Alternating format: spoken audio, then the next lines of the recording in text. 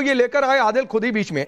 विक्रम सिंह जी एक ईमानदार ऑफिसर है, मुझे उम्मीद हाँ है बिल्कुल ईमानदार ऑफिसर है, पॉलिटिशियन शक मत करिएगा, करेंगे वो, शक मत करिएगा, मेरे पैनल पर हमेशा ईमानदार लोग ही होते हैं। आपने देखा ना कि यूपी के मंत्री का नाम आया अतीक अहमद के मामले में, आपके यूपी के भाजपा। अरे अभी आऊंगा, अभी अतीक तक पहुंच रहे, मैं मुख्तार तक पहुंचूंगा आदिल, कि कैसे मुख्तार के गैंग से मिला हुआ था ये, और उसके सारे धर्मांतरण, उसके उसी मुख्तार के सारे धर्मांतरण और जमीन का कारोबार कर रहा था, ये भी एस्टैब्लिश हुआ है। लेकिन उससे पहले विक्रम जी एक मिनट आप सुनिए ना, आप सुनिए विक्रम सिंह जी को सुनिए, विक्रम सिंह जी को सुनिए। सर कल हम लोग 100 करोड़ की फंडिंग पर बात कर रहे थे, आज 500 करोड़ की फंडिंग की बात सामने आ गई। कल हम इस्लामिक राष्ट्र की साजिश की बातचीत कर रहे थे, आज तो खबर आ गई कि हिंद इस्लाम, इस्लाम की राज, शिजरे तैयबा, ये सब अकाइद, ये सब साहित्य देकर और खुद का लिखा हुआ साहित्य देकर कहता था धर्म परिवर्तन कर लो, कहां खराब धर्म में हो, ये सारी बातें खुलासे। और आदिल कह रहे सरकार सोई हुई थी। सर एक सवाल जो मैंने कल भी आपसे पूछा था, क्या सरकार सोई होती? क्या ये एक दिन की एक्टिविटी और सतर्कता का हिस्सा है कि आज छागुर पर इतना बड़ा डेवलपमेंट है?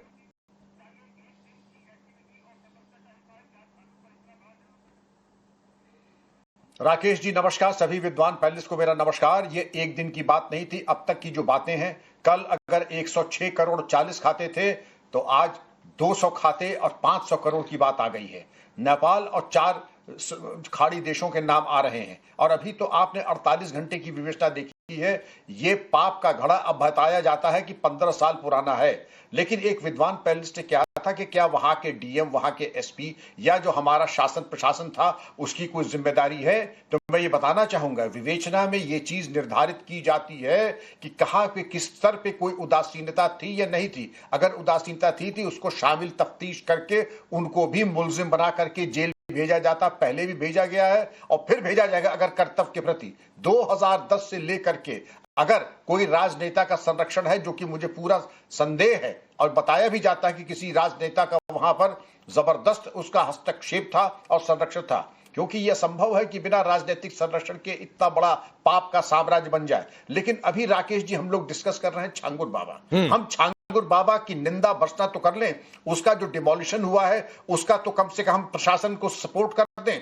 और जो हुआ है एटीएस और यूपी पुलिस को, सरकार को बधाई तो दे दें। अगर हम फिर अपनी बात न करके इधर उधर की बात करेंगे, पहले ये देखें कि इतना बड़ा ये जो कोड, जो कि छांगुर बाबा, आपने बिल्कुल सही कहा कि चांद औलिया दरगाह, शिजराए तैयबा, लोगों को लव जिहाद में डाल करके करना, मैं तो कह ही रहा हूं। और मैं एक चीज और कहूंगा, जिस बाबू के पत्नी ने उसके हिस्सेदार बनी पार्टी की और उसके एक पार्टी बन करके उसने बराबर का हिस्सेदार किया, अभी केवल उसका तबादला हुआ है, ये कोई सजा हुई? आप बिल्कुल चाहे, पहले मैं चाहूंगा कि जो गवर्नमेंट सर्वेंट कॉन्डक्ट रूल्स का अवहेलना हुई और जो पुणे की जमीन में वो पार्टनर बनी, इसलिए मैं चाहता हूं कि बाबू भी बर्खास्त हो, बाबू भी मुलजिम बने।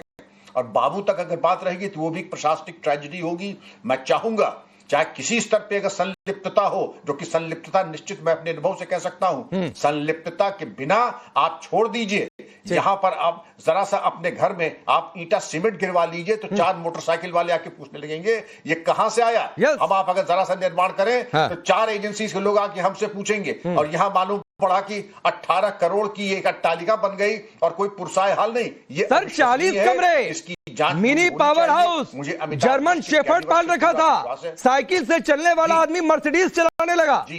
अजीब हालत है। विवेक श्रीवास्तव, और ये डिबेट शुरुआत होने से पहले विवेक जी ने बताया, जब ये रिपोर्ट चल रही थी कि मैं भी उतरौला से, मुझे आज पहली बार पता चला कि उतरौला से हैं, और उतरौला न्यायालय का बाबू जिसका जिक्र विक्रम जी कर रहे हैं जी, उस बाबू राजेश उपाध्याय की पत्नी संगीता को छांगुर ने पुणे की एक जमीन के एग्रीमेंट में हिस्सेदार बनाया था, उस पर भी कार्रवाई हो रही है। तो सर कौन कौन साझेदार रहे हैं, सबका हिसाब किताब होगा।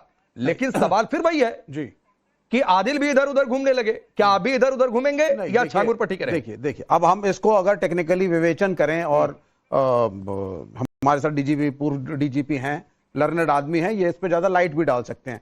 यहां पे 2 तरीके के केसेस मेरे को दिख रहे हैं from a technical legal perspective. Number 1 money laundering, कि आप पैसा कहीं से ला रहे हो, किस तरीके से ला रहे हो, कैसे आ रहा है, किन डिस्ट्रिक्ट्स में जा रहा है, कैसे एक्सचेंज हो रही है नेपलीज करेंसी इंडियन करेंसी से, ये एक केस बनता है। दूसरा केस बन जाता है कि साहब आप जबरन कन्वर्जन कर रहे हो कि नहीं कर रहे हो, वो फोर्स है क्या है, इसके ऊपर जो हमारे कानून है उनका पालन होना चाहिए, ठीक है। लेकिन कहीं ना कहीं इसके अंदर जब आप ये लिख रहे हैं कि साहब वो इस्लाम को बहुत अच्छा दिखा रहा था और मोटिवेट कर रहा था, तो अगर मैं हिंदू हूं और अगर मैं अपने धर्म को अच्छा दिखाता हूं that I don't think is a criminal offence. तो वो क्यों दिखाया जा रहा है? नहीं, अच्छा अच्छा दिखाना बुरी बात नहीं है, वो तो कोई लेकिन बुराई नहीं दूसरों है। को बुरा कहना बुरी बात है। नहीं, विवेक नहीं, श्रीवास्तव, नहीं, नहीं, आप देखिए, आपने आधी लाइन सुन ली। नहीं, आप अरे देखिए, कहिए आप अपने धर्म को अच्छा, मैं अपने धर्म को अच्छा बिल्कुल, लेकिन आजादी साहब अपने धर्म को अच्छा कहेंगे और कहना भी चाहिए। देखिए, लेकिन अब ये हो कि मैं कहूंगा कि हिंदू ही धर्म सबसे अच्छा, इस्लाम बुरा है, या फिर आजादी साहब कहें कि इस्लामी सबसे अच्छा, हिंदू बुरा, ये गलत है भाई। किसी को बुरा कहना तो बात गलत तो है, यही तो बात होती है। लेकिन हर व्यक्ति अपने धर्म को अच्छा मानता है।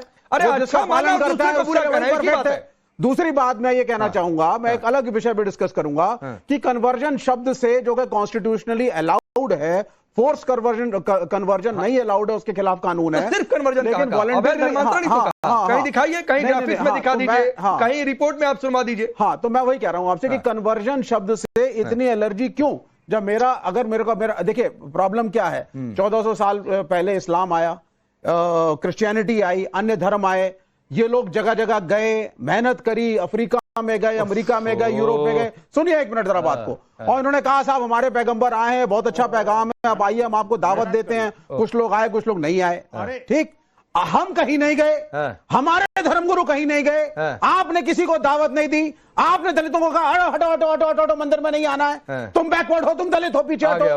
कोई मुसलमान ईसाई आएगा तो गांव में उसके लिए कप अलग, विवेक श्रीवास्तव बर्तन अलग। मैं वही कह रहा हूं, सीधे छांगुर पर टिके नहीं सकते। सुनिए ना सर, जब हिंदू धर्म लिमिटेड हो गया, दिक्कत है छांगुर पर टिकने में, एरिया में पॉलिटिकली मजबूरी है, तो वो मचा रहे हैं पॉलिटिकली मजबूरी है आपकी। कन्वर्जन। आप टिक ही नहीं सकते छांगुर पर अकेले, बनाइए ना हिंदू, आप टिक ही नहीं सकते छांगुर पर अकेले। मैं कह रहा हूं आप अफ्रीका के अंदर काले मनुष्यों में कौशल गांव ने रिप्लाई करिए, फिर मैं विनोद बंसल जी आपके पास आ रहा हूं। नहीं, बंसल जी को पहले बोलने दीजिए, जरा ये बोले हैं जो हिंदू परिषद के हैं, जरा कि हमारे धर्म में जाइए, मुझे तय करने दीजिए।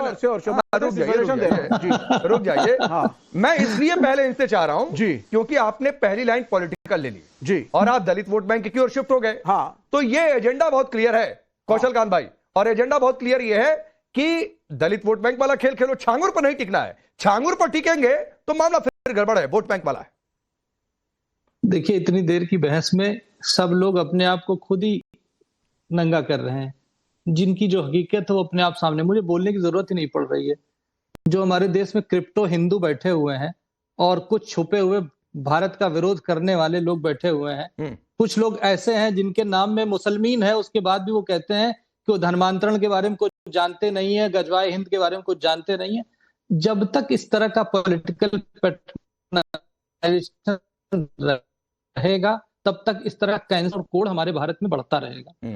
उस कैंसर और कोड को खत्म करने के लिए ये जो जयचंद रूपी भारतवर्ष में बैठे हुए ना, इनको जेल में डालना पड़ेगा, इनको एक्सपोज करना पड़ेगा, इनको नंगा करना पड़ेगा। और कुछ लोग जो क्रिप्टो हिंदू हैं, जो लोग अभी हंसने की कोशिश कर रहे हैं, आप सिर्फ इंटरव्यू देते रहिए, आपको जनता के सामने एक्सपोज होना है। आपके पास कुछ नहीं बचा है, आपके कहीं पास कोई धरती नहीं है, आप व्यक्तिगत अटैक कर रहे हैं। मैंने किसी का नाम नहीं, हिंदू समाज मेहनत करके, मैंने इसीलिए कहा था वीएचपी को लाइए डिबेट में, बंसल साहब बोलेंगे। आपने देखा कि हमारे धर्मगुरु क्यों नहीं गए अफ्रीका, अमेरिका, यूरोप?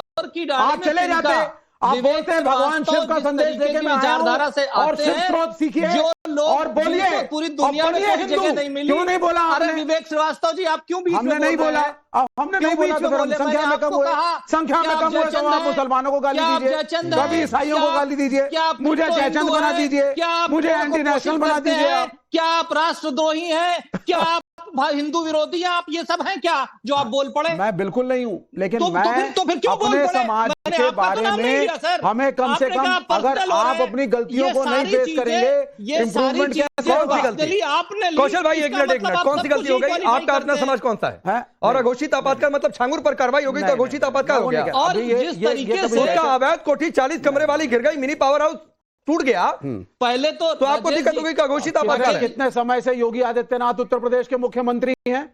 कितने समय से हैं? और अगर गलत था, मनी लॉन्ड्रिंग थी, तो एक्शन क्यों नहीं हुआ? अरे तो हुआ, तो 10 साल के बाद मदरसों का सर्वे हो रहा है, तोड़ेंगे, हम कन्वर्जन को भी करेंगे। ठीक, कन्वर्जन बहुत बुरी बात है। आजारी जी को लाता हूं, आजारी जी, विनोद बंसल थोड़ा सा और 30 सेकंड। आजारी जी प्लीज, क्या छांगुर पर कार्रवाई होना, आ रहा हूं कौशल जी, क्या छांगुर पर कार्रवाई होना, चूंकि इन्होंने ऐसी भाषा छेड़ दी, दलित वोट बैंक पर चले जाएंगे, कह रहे हैं अघोषित आपातकाल है। अजीब हालत है। देखिए, छांगुर पर जो कार्रवाई हुई, भारत में रहने वाले किसी मुस्लिम लीडर ने किसी दरगाह के सज्जादा नशीन ने, किसी हमारे किन्हीं उलमा ने कहीं पर इसका ये नहीं कहा ये गलत हुआ, क्योंकि कार्रवाई ऐसे आदमी पर होनी चाहिए, लेकिन कार्रवाई एक तरफा कभी नहीं होनी चाहिए। हम चाहते हैं कि जैसे छांगुर ने किया है, छांगुर बिल्कुल गलत शख्स है, जालिम है, उस पर कार्रवाई हुई, हम इस कार्रवाई का स्वागत करते हैं, लेकिन सरकारों को, हुक्मरानों को अपनी जिम्मेदारियों से भागना नहीं चाहिए। पहली बात तो आपको भी इसकी आलोचना करना चाहिए राकेश भाई कि सरकार 8 साल से यूपी में माननीय योगी जी की है और बहुत जिम्मेदार सरकार वो अपने आप को बोलते हैं। दूसरी केंद्र में भी भारतीय जनता पार्टी की सरकार है जो हिंदुत्व के बहुत बड़े ठेकेदार बनकर के बैठे हुए हैं। क्या उनको उनकी जिम्मेदारी नहीं है नैतिकता के आधार पर? क्या उन्हें वो बैकफुट पर नहीं है क्या? क्यों उन्होंने उनके क्यों बैकफुट पर? हमारे मुल्क में कितना खुफिया तंत्र है, कहाँ गया था वो? तो बिना खुफिया तंत्र के पता चल गया। खुफिया तंत्र क्या कर रहा था? मैं कह रहा हूं 500